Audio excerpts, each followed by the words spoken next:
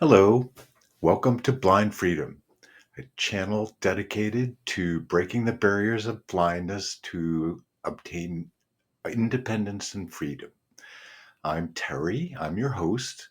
I'm blind, and Blind Freedom has three missions.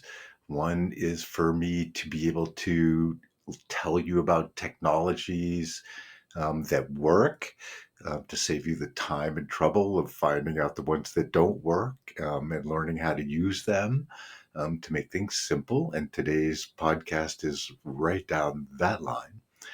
The second part of the mission is for me to share my experience of dealing with my blindness, in order to be able to learn how to develop strategies to deal with my blindness so that I can get my freedom and independence. Hopefully, that'll encourage you, and maybe you can find some ways to help inspire me as well. And the third is to help sighted people understand a little bit what it is like for people with low vision or blindness to cope and function in today's world. And maybe that's because you know someone who's blind, or you want to find out a way to be more supportive to someone through their own efforts to cope.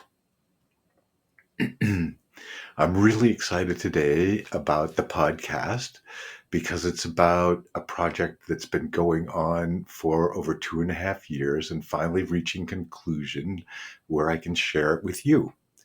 And the title of the podcast for today is GPS for the Trails and Parks in Weymouth. I want to tell you a little about the story and the development of it, because this is part of how I'm trying to show you how there's an awful lot of things out there that just don't work for us in the blindness community, despite a lot of promises and things that look promising. But once you try them out, you find out sometimes quickly, sometimes not until after a lot of work, that they're just not made for us. Now, this project I started with my mobility and orientation coach from the Mass Commission for the Blind. Her name is Bianca, and we had completed a lot of my early cane training and mobility tasks. And she asked me what would be the next thing that I would like to tackle. Well, that's probably a dangerous question to ask somebody like me. And what I came up with was I had found out that there was a park in Weymouth, very near where I live, a very new park, and it was part of an area that 30 years ago, when I did have vision, I had been able to explore and walk through. And so I know how beautiful that it really is. It's called Bradford Torrey Bird Sanctuary. And so I told Bianca that's what I wanted to learn how to do somehow. Bianca, not to be swayed, said, well, probably the best thing would be a GPS app. These are things that could be on my smartphone that would guide me along the way. Boy, this sounds great. Of course, these are all brand new, and she knew very little about them, and there was no support or any other ways of finding out about them except using them and trying them out. So being determined, she gave me a list of quite a few, and I went through them and picked out about 7, um, and downloaded them onto my phone and signed up for free apps, or when necessary paid for an app so that I could use the features that would lead to turn-by-turn instructions. One by one, they kind of fell by the wayside. Well, this one was too hard. This one didn't really do it. This one's too expensive. Um, it was really kind of interesting and frustrating. After a little bit, I came upon one app that was very promising. And so I started working on it with Bianca. And by now I had a team of people that was helping me, Paula and Julia, um, a student at Bridgewater State College, and Martina. We were all working very hard to understand these apps, what their instructions were, how to set them up, how to try to use them. And once we had set them up and could use them, actually using them to see if they actually worked. Wow. I could not have accomplished this without the help of all of those sighted people along the way. And if you're going to try to do this, even at the end with my instructions that I have for you, if you want to create new routes and things like that, you probably will need the help of a sighted person, but it'll be easy with the instructions once I give them to you at the end. Back to my story. Um, at the end of developing and learning about that app, we got to the point of trying it out on trails. You might have seen it on one of my early trial trailer videos from one of my earlier podcasts at Abigail Adams State Park. We were trying it out and trying it out, and it turns out that that app, although it offers turn-by-turn directions, does not offer turn-by-turn directions through VoiceOver. That's when I found out that that was going to be an app I could not use. After all of that work, that app is called All Trails. Well, fortunately, most of these apps work very similarly, and the technology underlying them is pretty much identical. So we could fall back to the next app that we had selected, which turns out to be the winner. And it actually does offer turn by turn directions through VoiceOver. Woohoo! We have been able to map the GPS trails in Weymouth and save those maps. They're called routes then at that point. Those routes are available in something that's called a folder. Once you download the app, you can request an invitation from me at my website, blindfreedom.net, and I will send you either by email or text a link for you to be able to have those available. And once you accept that invitation, it syncs those routes into your saved app so that you can open it and pick the route that you want to follow, and it will take you along the way.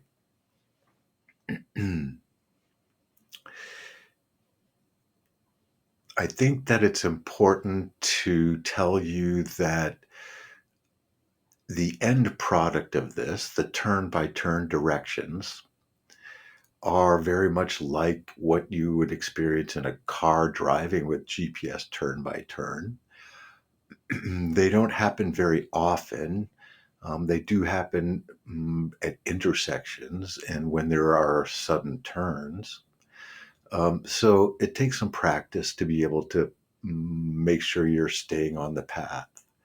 With proper caning technique, it's pretty easy on the paths in Weymouth because most of them are paved and broadly paved and smooth. So it's easy to walk along them and be able to know that you're on the path by the sound from your caning and the asphalt.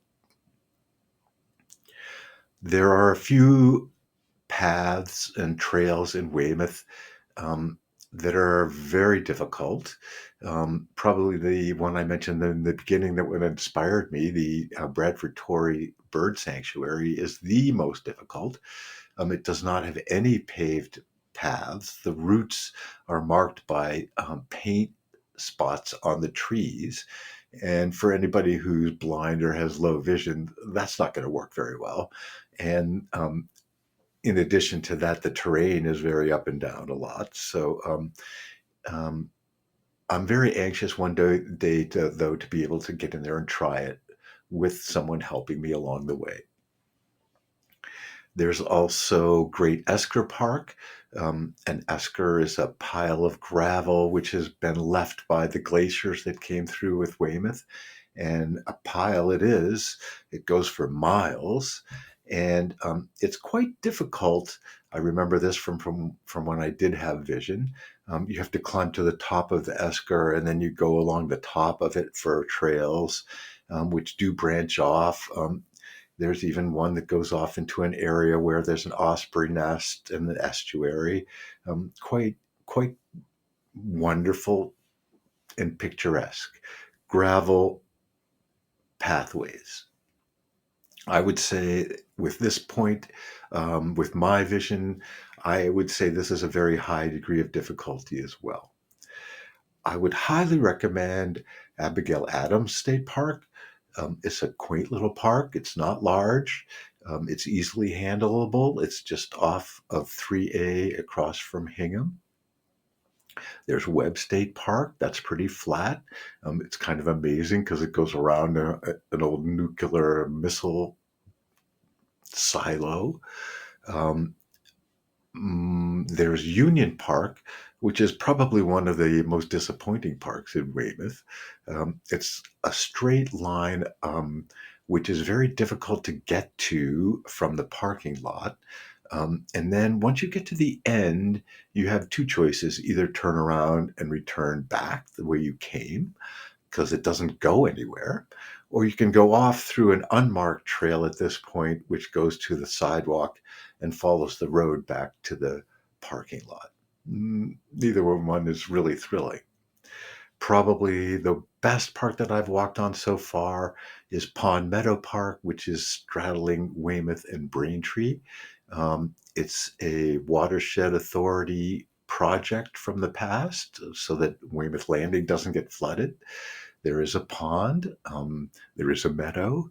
The path goes around the pond about a mile and a half, 2 miles. It's really pleasant. It's flat, it's paved. There are some curves and hills, quite pleasant. I will point out that um, being able to hear the instructions is quite difficult a lot of times. Sometimes there are roadways nearby. Sometimes it's windy. Uh, Many times you have to use Bluetooth for at least ear pods. I do use headphones. I like to use um, Bose Quiet Comfort headphones because they have both a sound canceling feature as well as an awareness feature, so you can hear what's going on around you at the same time.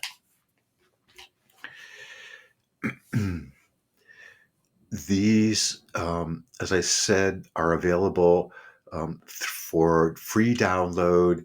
The app that it turns out is the winner for us in the blindness community is called Gaia, GAIA, and the full app name is Gaia GPS, and it's available for download through your app store or online through GAIAGPS.com.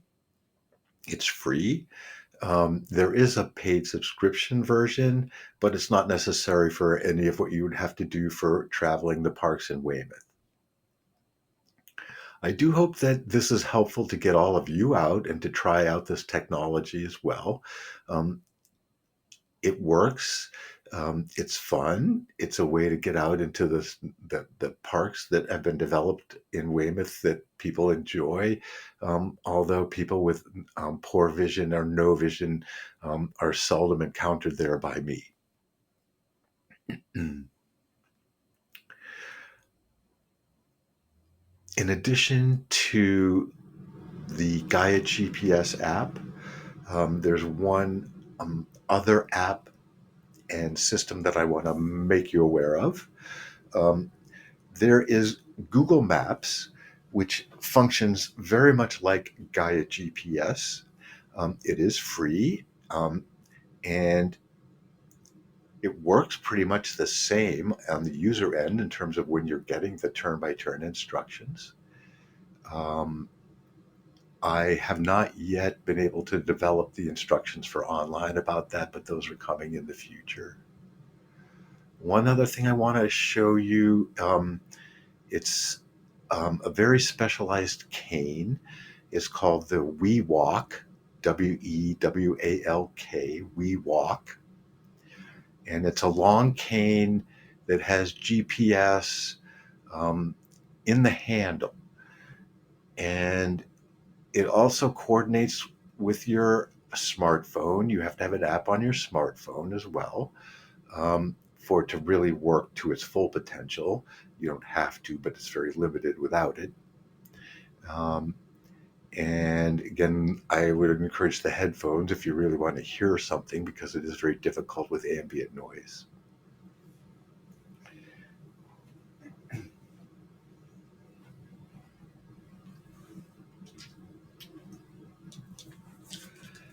This is my typical lawn cane.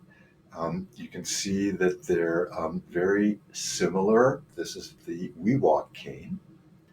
I do have in my cane a spring handle for sudden obstacles in the pathway so that it helps me as like a shock absorber in my hand.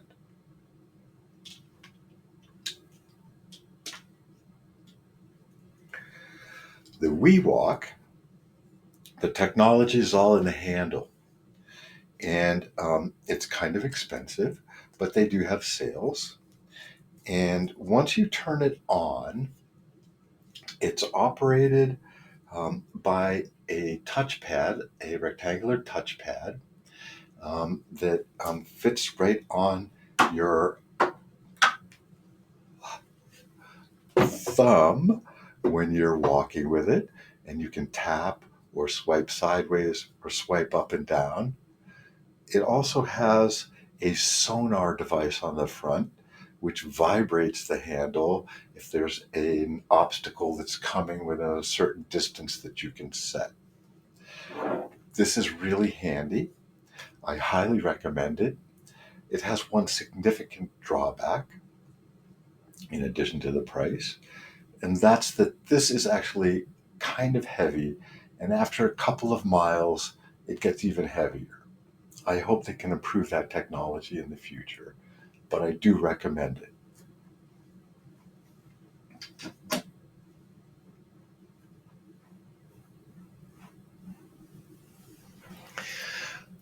I hope that's intrigued you.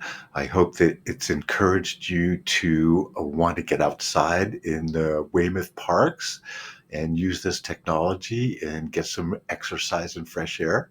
It's a great fun walk for caning. If you have any questions, let me know. I hope that this has helped you see how fun and frustrating that it can be being blind, but how really great it is once you accomplish it. And I wanted to share that with you so that you can shortcut all the frustration and just enjoy the accomplishment of being able to use this technology. It's pretty fun. And for those of you that are sighted, I hope you can appreciate even more what your friends who are blind or don't have any vision go through.